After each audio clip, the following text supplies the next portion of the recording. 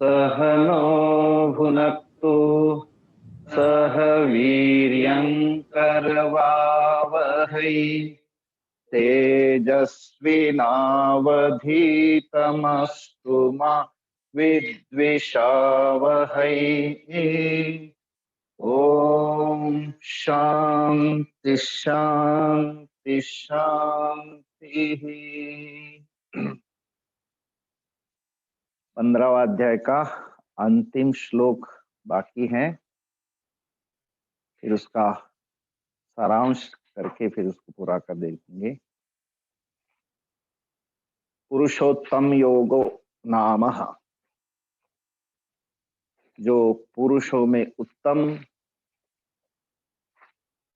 जो 19वें श्लोक में कहा था कि यह माम असम्मूढ़ः जानाति स सर्वविद भजति माम सर्वभावेन भारत। और उसके पहले कहा था कि यस्मात् अक्षर अतीतः अहम अक्षरम अतीतः अक्षरादपि च उत्तमः। अक्षरम अहम अक्षरादपि उत्तम, अतः अस्मि लोके वेदे च प्रथितः पुरुषोत्तमः। लोक में, वेद में पुरुषोत्तम ऐसा कहा गया कि मैं क्षर और अक्षर, ये जगत क्षर और अक्षर जो नित्य परिवर्तनशील अक्षर होता है और एक माया शक्ति बीज रूप में जो बनी रहती उसको अक्षर कहा गया है। लेकिन इन दोनों का जो कारण है वो परमात्मा, उसी को पुरुषोत्तम कहा जाता है। और यह माम एवं असम्मूढ़, जो अपने सामान्य रूप से व्यक्ति के अंदर जो मूढ़ता है, मोह है, मोह ही आदमी को मूढ़ बना देता है। और वो जो अंदर अपने आप को, जो मोह की जो झांकी हो जब तक उतरती नहीं है तब तक वो मूढ़ ही बना रहता है। और उसको कहा जाता है कि अपने आप में, मोटी भाषा की एक मूर्खता है कि हम अपने आप को वो छोड़ते नहीं है और उसी को ही सही मान करके अपना जीवन व्यतीत करता है। और अंत तो गत्वा फिर यह चेत वेत्ति अथ सत्यमस्ति, इसी जीवन में मैंने कुछ जाना, इस मनुष्य जीवन का मैंने उपयोग किया तो किया, नहीं तो उसके बाद में फिर पश्चाताप ही रहता है। तो भगवान कहते हैं असम्मूढ़, जो व्यक्ति सम्मोह वर्जित सन, अपने आप को उस मोह को छोड़ करके, क्योंकि इसलिए तो व्यक्ति के अंदर जब अपनी जो एक प्रकार की मानसिकता बनी रहती है कि मैं जो सोचता हूं वही सही है, वो जब तक आदमी अपनी गांठें खोलता नहीं है, उसके बारे में परामर्श होता नहीं, सत्संग की बातें व्यक्ति सुनता नहीं, इसलिए तो ऐसे व्यक्ति को सत्संग में आने की बहुत डर लगती है। क्योंकि मेरे मोह के ऊपर अगर मुद्गर पड़ जाता है, इसलिए भज गोविंदम एक दूसरा नाम है मोह मुद्गर, जिसके ऊपर इसके ऐसी चोट की, मूढ़ जही ही धनागम तृष्णा कुरु सद्बुद्धि मनसी वितृष्णा यल्लभसे निज कर्मोपातम वित्तम तेन विनोदय चित्तम। तो चित्त को विनोद करने के लिए बहुत कुछ दिया भगवान ने, और जो प्राप्त होता है उसको, उसके साथ मन को संतुष्ट रख करके अपने जीवन को एक उत्साहित बना के रखो। तो इसलिए वो जो मूढ़ता है वो मूढ़ता छूटती नहीं है, और इसलिए कहा जाता है सत्संग उसके लिए एक मोह मुद्गर बन जाता है। तो वो एक बार छूट गया तो फिर उसी को कहा जाता है असम्मूढ़। यह जानाति, हमारे अंदर जो बैठा हुआ मोह है वो तब तक नहीं छूटता जब तक हम उसके लिए क्या नहीं करते, जहां उसकी ट्रीटमेंट होती है, उसकी ट्रीटमेंट होती है शास्त्र गुरु के माध्यम से सत्संग के अंदर।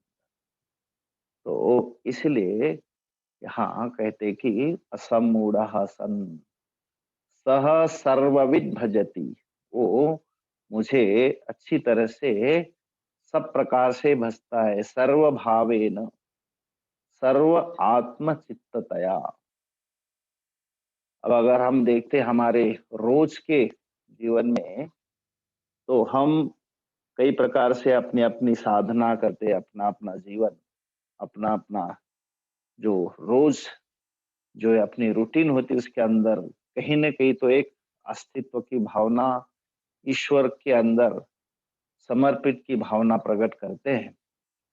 तो मान लो घर में अपने घर के अंदर सुंदर एक मंदिर बनाया और उसके अंदर एक भगवान की मूर्ति चाहिए। तो वो बाजार में गए मूर्ति लेने के लिए, और वहां जाने के बाद फिर मूर्ति का भाव होता है, फिर मूर्तिकार कहता है कि अरे वाह, आज तो बहुत बढ़िया, मुझे है ना, अगर मूर्ति खरीदने जाऊं वहां तो मूर्ति वाले बड़े होशियार होते हैं। वो कहेंगे एक महात्मा जी गए बम्बई की दुकान में, और वहां जैसे वहां गए तो दुकानदार बड़ा खुश हुआ और कहता है कि स्वामी जी, आज मुझे सपना आया था कि आज कोई महात्मा जी आएंगे और मेरी मूर्ति खरीदेंगे।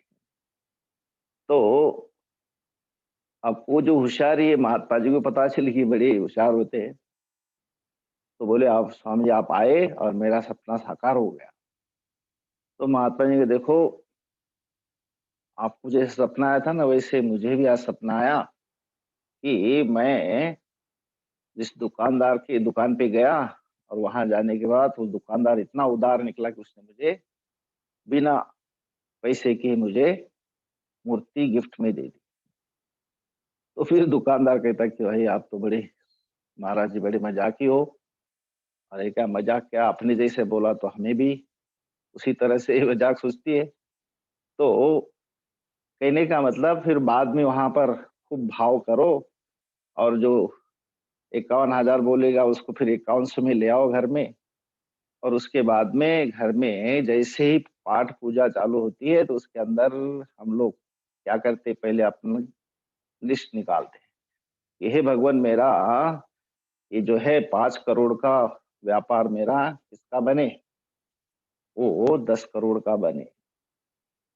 और भगवान कहते कि जब तू मुझे खरीद रहा था उस समय, बड़ी ये अपने वहां पे तो एक एक पैसे आपने उसकी जो निगोशिएशन किया, तो वहां पे अपनी भावना का पता चलता है। पूजा करो, पूजा के अंदर भी इतनी बड़ी मूर्ति लाए, और उसके अंदर घर के अंदर फिर घर में बहू ये कहते, बहू घर में अगर फ्रिज में कुछ पड़ा हो तो ले आओ, भोग लगाएंगे। तो आप अपने सर्वस्व जो आपने जिन आपके घर में जिस पुरुषोत्तम की जो भगवान के अपनी मूर्ति लाए, उनके अंदर जो भाव है आपका, उसके अंदर केवल मात्र एक अ, अपने आप को केवल एक फॉर्मेलिटी करेंगे, तो वो भाव जो है सर्व भाव नहीं कहा जाता। तो आपके अंदर सबसे बढ़िया चीज होनी चाहिए कि मैं भगवान के लिए सबसे बढ़िया चीज दूँ। कपड़ा नहीं कि मेरा पुराना कपड़ा है मैं बचाओ उसको ला करके भगवान को पहनाओ, बिल्कुल नहीं। कहने का मतलब जिसके अंदर उस सगुण साकार के प्रति भी भाव उमड़ता है, जहाँ पे सब कुछ उनको अर्पित करके फिर अपने प्रसाद के रूप में ग्रहण करता है। तो ऐसा जो भाव है, उस भाव से स सर्वविद भजति माम, सर्वभावेन भजति। हे भारत, ऐसा असमूढ़ सन यह माम जानाति, वही मुझे अच्छी तरह से जान पाता है, समझ सकता है कि मैं उत्तम पुरुष पुरुष हूँ। तो इसी को लेकर के आगे अस्मिन् अध्याये भगवत तत्व ज्ञानम मोक्ष फलम उक्त्वा अथ इदानीं स्तौति। इस अध्याय में बहुत सुंदर बातें कही, इसलिए कहा गया ये शास्त्र जो है सामान्य नहीं। ऐसा शास्त्र अभी इसके 20 वाले श्लोक में समझाते हैं। इति गुह्यतमं शास्त्रम् गुह्यतमं शास्त्रम् इदमुक्तं मया नघ। इदमुक्तं मया नघ। एतत् बुद्ध्वा बुद्धिमान् स्यात्। एतत् बुद्ध्वा बुद्धिमान् स्यात्। कृतकृत्यश्च भारत। कृतकृत्यश्च भारत। इति गुह्यतमं शास्त्रम् इदम् उक्तं मया अनघ। एतत् बुद्ध्वा बुद्धिमान् स्यात्। कृतकृत्यः च भारत। इस अंतिम श्लोक में दो संबोधनाएं, अनघ और भारत। इति शास्त्रम इदम उक्तम। एतत् शास्त्रम उक्तम, उक्त मतलब कहा गया। कैसा शास्त्र, उसका विशेषण दे रहे हैं। इदम शास्त्रम गुह्यतमम, अत्यंत रहस्यम, इति एतत्। तो एकदम जो सुपरलेटिव डिग्री, गुह्य, गुह्यतर, गुह्यतमम। तो ऐसा जो गुह्यतम शास्त्र है, मैंने आपको कहा, जिसके अंदर मैंने शुरू से ही एक संसार का वृक्ष, और उस संसार के वृक्ष के अंदर फिर हम लोग एक जीव और कर्ता भोक्ता ईश्वर बन करके उनका इस पेड़ के ऊपर दो प्रकार के पक्षी के रूप में। तो ये जगत, जीव जगत का ये वृक्ष, और उसके अंदर फिर मैं अपना कर्म करता हुआ जीव अपने आप को वहां पे बन जाता हूँ, और उसको फिर मौका मिलता है साधना के द्वारा उसको समझने का, और फिर भगवान अपना उस जीव को अपना स्वरूप बताते कि असली रूप मेरा क्या है। तो इस प्रकार से ये जो शास्त्र है उसके अंदर मोक्ष का भी उपदेश दिया कि परम पुरुषार्थ आप प्राप्त कर सकते हो। तो इसलिए ये शास्त्र जो है कैसा है, गुह्यतमम गोप्यतमम। यद्यपि गीताख्यम समस्तम शास्त्रम उच्यते, ये सारी गीता का नाम ही शास्त्र कहा जाता है, तथापि अयम अध्याय यह शास्त्रम इति उच्यते। इसलिए गुह्यतमम शास्त्रम जो नाम दिया है, पूरे गीता का नाम ही शास्त्र है, गीता शास्त्र। फिर भी यहाँ एक स्तुति करने के लिए इस 15 अध्याय की, सर्व ही गीता शास्त्रम अस्मिन् अध्याये समासेन उक्तः, न केवलम सर्व इति वेदार्थ इति यह परिसमाप्त। तो वो कहते कि भगवान ने इस 15वें अध्याय के अंदर, छोटा सा 15वां अध्याय, लेकिन उसके अंदर संक्षेप में समासेन, गीता शास्त्र अर्थ, सारे गीता के शास्त्र का अर्थ यहाँ पे समास से कहा गया। इसलिए इदम शास्त्रम उक्तम, शास्त्र ही मैंने आपको समझाया। और कैसा शास्त्र ये, गुह्यतमम। देखें, हम लोग जीवन में अगर देखें तो हम अपना जीवन किस तरह से जीते हैं। सामान्य रूप से कोई व्यक्ति है, किसी का ना तो भला करता है ना तो बुरा करता है, अपना कर्म करता रहता है, जो अपने सुबह से लेकर शाम तक रूटीन अपनी बनी रहती है। तो वो कोई किसी का कभी भी अहित नहीं करता, किसी का नुकसान नहीं करता, लेकिन कोई धर्म भी तो नहीं कर पाता, क्योंकि उसको अपना जो रूटीन का कार्य वही अपने लिए एकदम सही लगता है। लेकिन दूसरा व्यक्ति जो उपासना करता है, तो वो जो पहले वाला जीवन हुआ वो गुह्य। दूसरा जो है गुह्यतर, जो उपासना करता है, भगवान की नित्य सेवा करता है, खुद नहाता है, भगवान को नहलाता है ना, भगवान को भोग चढ़ाता है, हर प्रकार की उनकी उपासना करता रहता है। तो वो जो शास्त्र है उसको कहे, उसका जो जीवन है वो होगा गुह्यतर। और जो कर्म करते करते करते अपने अंदर जो जड़ कर्म है उस कर्म को जो शक्ति देता है, चेतना को समझने के लिए जो शक्ति देता है, तो इस प्रकार से धीरे धीरे धीरे वो कर्म करता करता अपने अंदर अंतःकरण शुद्धि द्वारा जो उसका जीवन चेतना के तरफ धीरे धीरे बढ़ जाता है और अंततो गत्वा धर्म के माध्यम से कर्म करता हुआ एक दिन ज्ञान प्राप्त करता है और वो मोक्ष के लिए अरूढ़ होता है। तो वो जो है उसका जीवन हो जाएगा गुह्यतमम। तो इस प्रकार से ये सारी चीजें भगवान यहाँ पे समझाते हैं कि आप गुह्य नहीं गुह्यतर नहीं, आप गुह्यतमम इदम शास्त्रम मया उक्तम, मैंने आपको समझाया। क्योंकि जीवन में यहाँ तक पहुंचने के लिए बहुत आपको अपने आप में पुरुषार्थ की आवश्यकता है। और वो पुरुषार्थ करते करते आप एक दिन अवश्य ही ऐसे गुह्यतम शास्त्र को अवश्य समझ पाएंगे। और हे अनघ, हे पाप रहित, अघ का अर्थ होता है पाप, और अर्जुन हमेशा पाप रहित था। इसलिए हे अनघ, हे निष्पाप अर्जुन, इति एतत् गुह्यतमं शास्त्रम मया उक्तम। और ऐसा मैंने बताया हुआ शास्त्र जिसके अंदर यस्तम वेद स वेदवित् वेदैश्च सर्वै अहमेव वेद्यः, इसके अंदर कहा गया कि जो जानता है वही जानता है, सर्वै, जो वेदों के अंदर जो समझा है वो मैं ही जानने योग्य हूँ।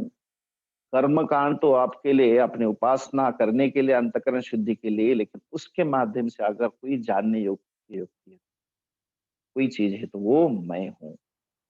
तो इस प्रकार से हे अनघ, एतत् बुद्ध्वा, इस प्रकार से जान करके जीवन के अंदर ये जो रहस्य है शास्त्र का, हाँ, और उस शास्त्र की जो चाबी है वो है एक आचार्य के पास में, जो उस पिटारे को जब खोलता है तो उसके अंदर से इतना सारा जो है भंडार मिलता है जिससे कि हम कृतकृत्य हो जाते हैं।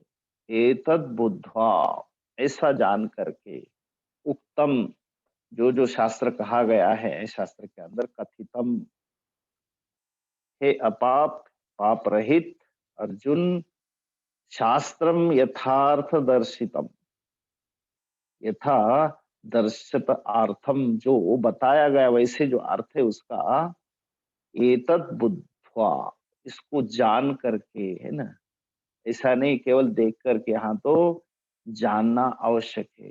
श्रवण मनन निधिध्यासन, स्वाध्यायो अधीतव्य, जीवन का एक अभिन्न अंग है। हम जीवन में केवल आहार निद्रा भय मैथुनम यही सब कुछ जीवन नहीं है।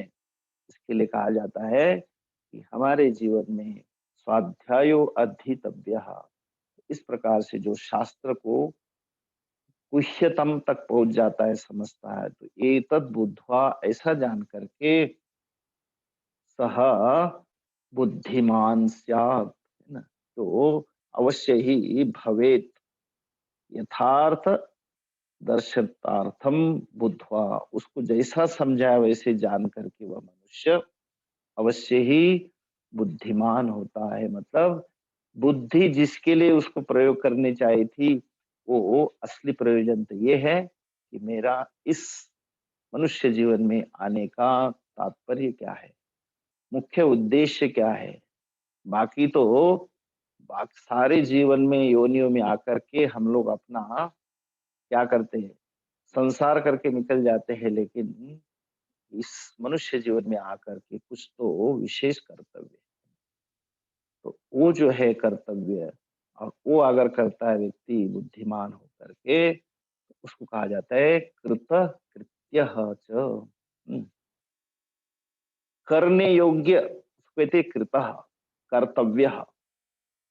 और जो करने योग्य था, जो करने के लिए आप इस संसार में आए थे, और वो जिसने किया है उसको कहेंगे कृतकृत्यः, है ना? जो करने योग्य था वो जिसने किया है। बाकी सब कुछ किया है, कभी भी जीवन में एक क्षण भी चैन से नहीं रहे, करते रहे, लेकिन उसका करने का कोई तात्पर्य नहीं हो तो अन्य मनुष्य के अलावा जितनी योनियां उसके अंदर भी तो जो जीव है करता रहता है, पशु पक्षी आदि। लेकिन वो करना, और ये जो है अपने ज्ञान के लिए, मोक्ष के लिए, परम पुरुषार्थ के लिए किया हुआ जो कार्य है वो असलियत में कृतकृत्य ऐसा कहा जाता है। मनुष्य का जो जीवन है इसलिए कहा जाता है कि मेरा परम पुरुषार्थ जो है मोक्ष, और उसके लिए जिसने प्रयत्न करके उसको हासिल किया है उसको कहा जाता है कृतकृत्य च। और वही व्यक्ति अपने बुद्धिता का उसने क्या किया, उपयोग किया। योग कर्मसु कौशलम, है ना? समत्वम योग उच्यते, जिसके जीवन में समत्वता आई है और जिसने अपने जीवन के कर्म को कुशलता लाई है, और ऐसा जिसने योग किया है, ऐसे करते करते वो व्यक्ति, वही व्यक्ति जो है कुशलता को प्राप्त करके बुद्धिमान है। और जिसने ये समझा शास्त्र का जो मुख्य निचोड़, उसको कहा जाता है एतत् बुद्ध्वा बुद्धिमान स्यात्। तो भाष्यकार यहाँ कहते हैं, कृतम कृत्यम कर्तव्यम येन कृतकृत्यः विशिष्ट जन्म प्रसूतेषु ब्राह्मणेन यत् कर्तव्यम तत् सर्व भगवत तत्वे विदिते कृतम भवेत्, न च अन्यथा कर्तव्यम परिसमाप्यते कश्चित् अपि। तो जो मेरे लिए जीवन में जो करने योग्य था, भले अभी मालूम नहीं था कि इतना ही जीवन है, हाँ, बड़ा होना, शादी करना, संतान उत्पन्न करना, और फिर उनको पढ़ा लिखा करके बड़ा करके फिर हम यहाँ से चले जाना, ये सब कुछ जो है ये तो सामान्य है। लेकिन विशेषता जीवन में तभी आती जब हम लोग इस प्रकार के शास्त्र को अपने जीवन में उतारते हैं और शास्त्र के अनुसार जीवन जीते हैं, और शास्त्र के अनुसार ही अपने जीवन का अंतिम जो शास्त्र का उद्देश्य है उसको पूरा करते हैं। इसलिए कहा यहाँ पे बुद्धिमान होकर इस प्रकार से अपने जीवन को कृतकृत्य करता है ना, और वही बुद्धिमान है। इसलिए कहा गया कि अर्जुन, जिसने अपने जीवन को इस शास्त्र के माध्यम से क्या किया, जीवन जिया, और वो अपने जीवन को क्या कर लिया उसने, कृतकृत्य। सर्वम कर्माखिलम पार्थ ज्ञाने परिसमाप्यते, भाष्यकार कहते हैं अभी कि जितना कर्म हमने किया जीवन भर, लेकिन अंततः ज्ञान प्राप्त करने के बाद ही वो संपन्न होता है। एतद्धि जन्म सामग्रम ब्राह्मणस्य विशेषतः प्राप्य एतत् कृतकृत्यः ही द्विजः भवति न अन्यथा। अपने आप को अगर ब्राह्मण मानता है कोई, और ब्राह्मण का अर्थ वही होता है जो अंततो गत्वा ब्रह्मम जानाति इति ब्राह्मणः। नहीं तो हम सभी लोग जो है क्या है, शूद्र के रूप में ही है। जन्मना जायते शूद्र, और फिर संस्कारा द्विज उच्यते वेदाध्ययनेन विप्रस्यात् ब्रह्मम जानाति इति ब्राह्मण। तो इसलिए कहा जाता है कृतकृत्य द्विजः भवति, जो ब्राह्मण है उसका कर्तव्य यही है कि ब्रह्म को जानना।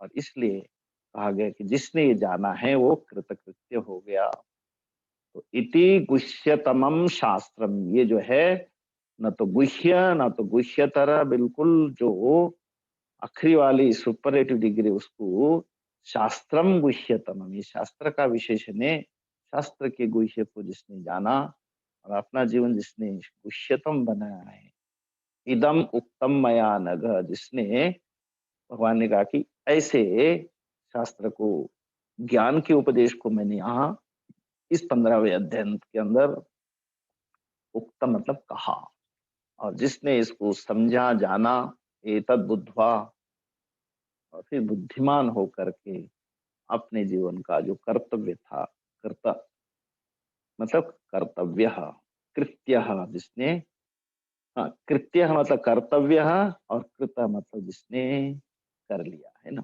कृत्य कर्तव्य कृतः, जिसने कर्तव्य को पूरा किया, अर्जुन वही कृतकृत्य माना जाता है।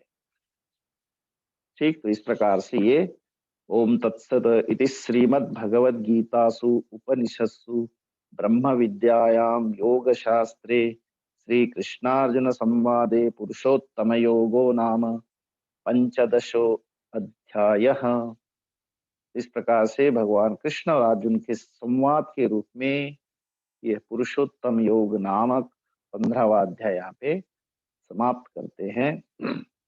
संक्षेप में एक बार ये 20 श्लोक को देखते हैं कि शुरू में जो है भगवान ने अध्याय प्रारंभ किया कि एक वृक्ष का नाम देकर के ऊर्ध्वमूल अधशाखम अश्वत्थम प्राहुः अव्ययम।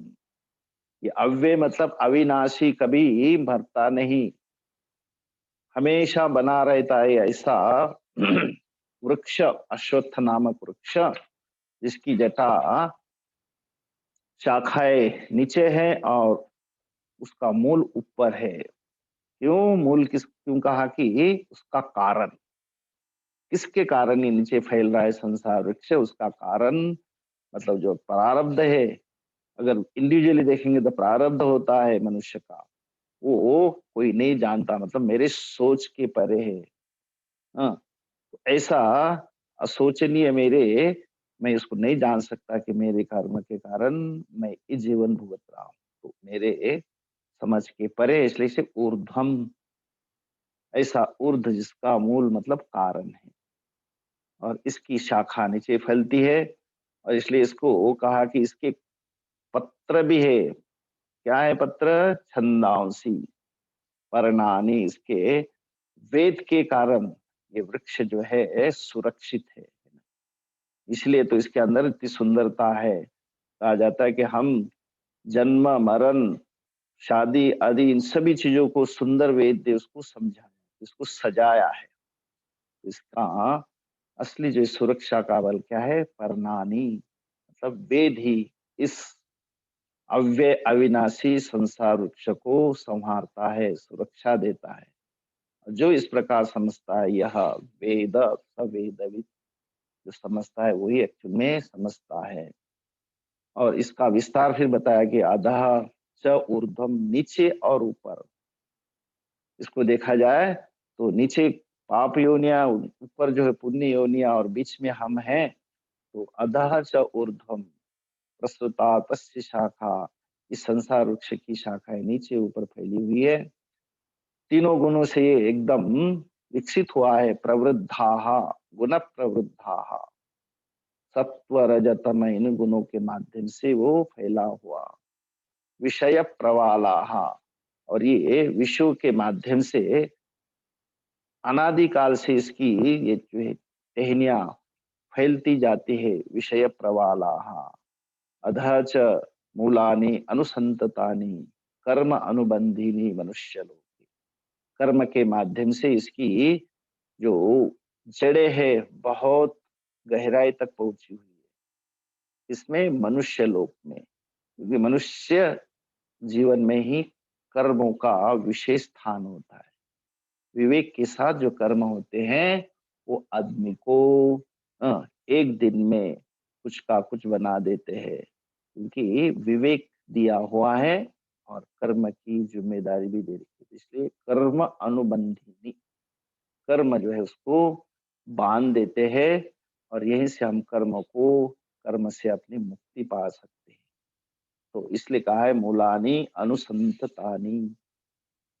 और इस वृक्ष को हम लोग भले ही ऐसे नहीं देख पाते, जो इस प्रकार से यहाँ पे उसकी कल्पना की, उसका जो है कई रूप नहीं है। न रूपमस्य तथा उपलभ्यते, जैसा रूप बताया नीचे शाखा ऊपर मूल, ऐसा उसका कोई रूप नहीं है, ना तो उसका कोई अंत है, क्योंकि अनादिकाल से चलता आ रहा है।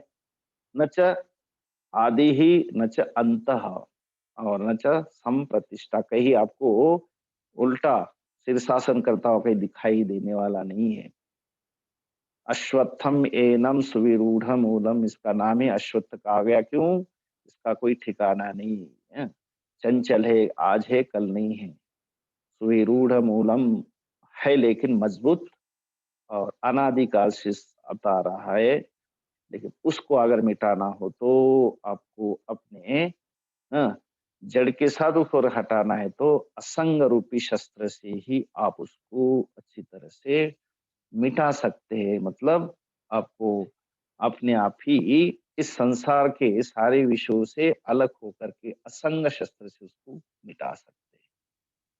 ततः पदम तत्परिमार्गितव्यम, उसके बाद ही हम उस अध्यात्म के शास्त्र की तरफ, अध्यात्म के मार्ग की तरफ आप बढ़ सकते हैं, जिसमें इस जितने सारे ज्ञानी मुनि यस्मिन गता, जिनके जिन्होंने अपने जीवन में उसको अपने जीवन में उतारा है और वो फिर यहाँ से जब गए तो वो फिर दोबारा वापिस नहीं आए, मतलब लौट करके फिर इनको संसार में नहीं आना पड़ा। और वही पुरुष जिसने जाना है, तमेव आद्यम पुरुषम, जिस पुरुष को जाना है जिससे कि सारी कर्तव्य प्रवृत्ति जो है उनसे ही यतः प्रवृत्ति प्रसूता पुरानी, जिनसे सारी कर्म की प्रवृत्ति उनसे ही अनादिकाल से चलती आ रही है। और फिर कहा कि उसको समझना हो अच्छी तरह से तो अब जो है 5 साधन बताए, निर्मोहित होकर के, जिसका मान मिट गया, जिसका मोह मिट गया, जिसने संग रूपी दोष को जीत लिया है, जीवन को आध्यात्मिक बनाया है और जिनका कामनाएं मिट चुकी है, विनिवृत्त कामाः, और सुख दुख नामक द्वंद्व से जो मुक्त हो गए, और ऐसे अमूढ़ाहा तत् अव्ययम पदम गच्छन्ति, उस अव्यय पद को प्राप्त करते, जो पद जहाँ तो ना सूर्य प्रकाशित करता है, ना तो चंद्रमा, ना तो ये अग्नि, जहाँ जाने के बाद फिर वापिस आने की जरूरत नहीं है, ऐसा जो धाम है वो मेरा परम धाम है। और इसके अंदर जो है कौन, हम लोग अपने आप को, भगवान कहते हैं कि जो जीव मानते हैं वो जीव, भगवान कहते हैं वो मेरा ही अंश है।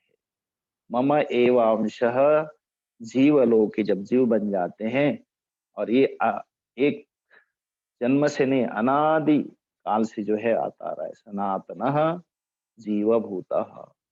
और उनके साथ ये जो जीव कैसा बना, तो उनके कहते हैं एक मन और ये पंच ज्ञान इंद्रिया, ये प्रकृति के साथ जो है हमेशा घर्षण, मतलब एक प्रकार से कर्म करता रहता है और आपने उसका एक अलग से एक जीव अपने आप को माना है। और फिर यहाँ से शरीर छोड़ के जाता है और दूसरे शरीर को प्राप्त करता है, ऐसा वो वही जीव फिर एक प्रकार से वहां पर जब प्रकृति को अपने वश में करता है तो वो ईश्वर बन जाता है। और फिर गृहीत्वा एतानि संयाति, जब एक शरीर को छोड़ के जाता है दूसरे शरीर को, तो कुछ ना कुछ यहाँ से लेके जाता है, वो किया हुआ कर्म, जैसे फूल अपना जो सुगंध जो है छोड़ता है और हवा उसको ले जाती, वैसे ही ये जीव अपने साथ कर्म को ले जाता है। और फिर कहा कि जो पंच ज्ञान इंद्रिया है, नवे में क्या, चक्षु श्रोत्र स्पर्श रसनम घ्राणम, इनको साथ में लेकर के मन जो है विषयों का सेवन करता है। मनः अयम विषयान उपसेवते। और फिर यहाँ से निकलता है उत्क्रामंतम, यहाँ से निकलता है फिर गुणों को भोगता हुआ, विषयों को भोगता हुआ, वो इसकी जो क्रिया है सारी, उसको मूढ़ लोग नहीं जान पाते, लेकिन ज्ञान के दृष्टि से ज्ञान चक्षुषः पश्यन्ति यतन्तः, प्रयत्न करने वाले योगी जन इसको अच्छी तरह से आत्मा में स्थित होकर के, अंतर्मुख होकर के पश्यन्ति। लेकिन अकृतात्मानः, जो अचेतसः, जिनका अभी विवेक जो है उनका अभी तक स्पष्ट नहीं हुआ है, विवेकी नहीं बने, वो अज्ञानी जो है इसको नहीं देख पाते। और भगवान ने कहा कि मैं केवल एक जगह नहीं, सब जगह व्यापक हूँ। सूर्य में मेरा ही प्रकाश है, हाँ, चंद्रमा में मेरा प्रकाश है, अग्नि में भी मेरा ही प्रकाश है। और यहाँ तक कहा कि मैं इस पृथ्वी में भी राम आविश्य, इस पृथ्वी में भी मैं ही प्रवेश करके इन सारे जीवों को अहम धारयामि ओजसा, अपनी शक्ति से धारण करता हूँ। और ये औषधि जो है सर्वा रसात्मक सोमः पुष्णामि औषधि, जितनी सारी वनस्पति रूपी जो सोमरस नामक जो औषधियां, उनको मैं क्या करता हूँ, उनका भरण पोषण करता हूँ। और सबके अंदर मैं ही प्रविष्ट हूँ। सर्वस्य चाहम हृदि सन्निविष्टः, सबके अंदर स्मृति देने वाला, सबको और स्मृति को भी मिटाने वाला। मतलब हमेशा व्यक्ति एक को लेता है, एक को छोड़ देता है, तभी तो उसके अंदर ताजगी बनी रहती है। इसलिए मैं अपोहनम, मिटाने वाला नहीं हूँ। वेदों के द्वारा अहम एव वेद्य, वेद के द्वारा अगर जानने योग्य व्यक्ति है तो केवल मैं ही हूँ जानने योग्य। वेदांत कृत, वेदांत को अ, बनाने वाला और उसको वेदविद, वेद को समझने वाला, अ, मतलब समझने के लिए मैं ही हूँ। और कोई इस संसार में कोई बाकी चीजें आप करते रहो, उसका कोई अंत नहीं, लेकिन जानने योग्य नहीं। और फिर कहा कि दो प्रकार की इसके अंदर हम चीजें देखते हैं, क्षर और अक्षर, उसको पुरुष कहा गया। क्षर और अक्षर, जीव के रूप में और ईश्वर के रूप में। तो जीव प्रकृति के अधीन होकर के जीव बनता है, और प्रकृति को अपने अधीन कर करके ये पुरुष बनता है। लेकिन इन दोनों से क्षरः सर्वाणि भूतानि कूटस्थः अक्षर उच्यते। क्षरः, तो सारे के सारे जीव दिखाई देने वाले नाम रूपात्मक वो अक्षर है, और उसके अंदर जो अनादि शक्ति है, वो जो बीज का कारण है, वो अक्षरः कूटस्थ कहा जाता है। लेकिन इन दोनों को शक्ति देने वाला मैं उत्तम पुरुष अन्य ही है। परमात्मा यदि उदारिता, जो कि परमात्मा ऐसा कहा गया। यह लोकत्रयम आविश्य, तीनों लोकों में, मतलब निरंतर हम एक प्रकार से जागृत स्वप्न सुषुप्ति तीनों अवस्था में हमेशा वही रहता है, जो स्वप्न में है वही जागृत में, वही सुषुप्ति में है। इस प्रकार से अव्ययः ईश्वरः बिभर्ति, तीनों अवस्था को वही पोषित करता है।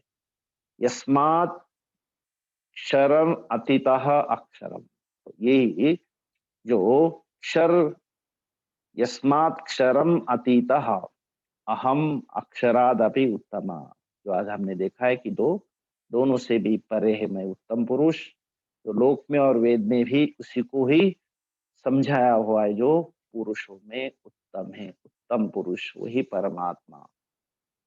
इस प्रकार से जो जानता है, अवश्य ही इस जीवन को वो सार्थक करता है। यह असम्मूढ़ जानाति पुरुषोत्तमम, और वही एक्चुअल में जानता है। सर्वभावेन स सर्वविद भजति।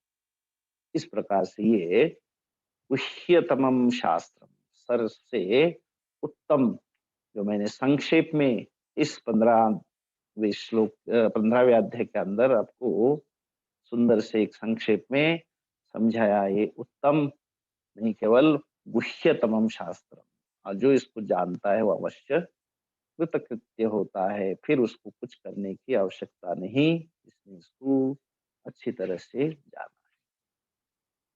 ओम पूर्णमदः पूर्णमिदं पूर्णात् पूर्णमुदच्यते, पूर्णस्य पूर्णमादाय पूर्णमेवावशिष्यते। ओम शांति शांति शांति। हरिः ओम श्री गुरुभ्यो नमः। हरिः ओम।